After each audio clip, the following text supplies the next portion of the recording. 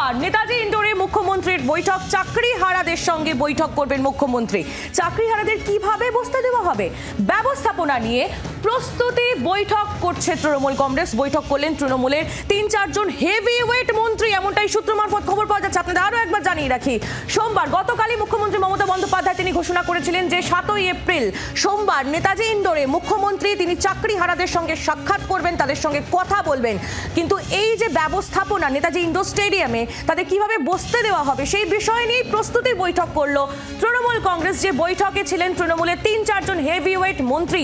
কি বিষয় আলোচনা হলো, সেখানে কারা কারা ছিলেন বৈঠকে, পুরো বিষয়টাই আমাদের জানাবেন প্রবীর চক্রবর্তী, আমাদের প্রতিনিধি আমাদের সঙ্গে রয়েছেন টেলিফোন লাইনে। প্রবীর, দেখো, নেতাজি ইন্ডোরে যে চাকরিহারাদের সঙ্গে বৈঠক করবেন বলে জানিয়েছেন মুখ্যমন্ত্রী মমতা বন্দ্যোপাধ্যায়, সেক্ষেত্রে জানা যাচ্ছে এই যে চাকরিহারার সংখ্যা প্রায় 26,000।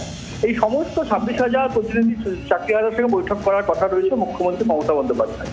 অথচ নেতাজি ইন্ডোরে যা সিট ক্যাপাসিটি তার তুলনায় এই সংখ্যাটা কিন্তু অনেক বেশি।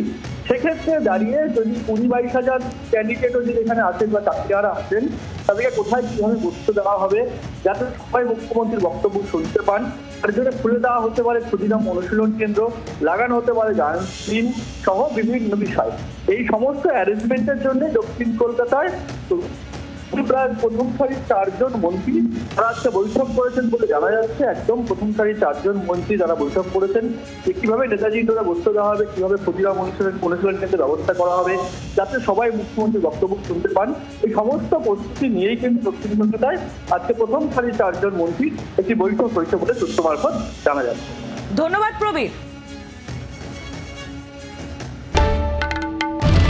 বাংলার আওয়াজ, বাঙালির আবেগ, জি 24 ঘন্টা।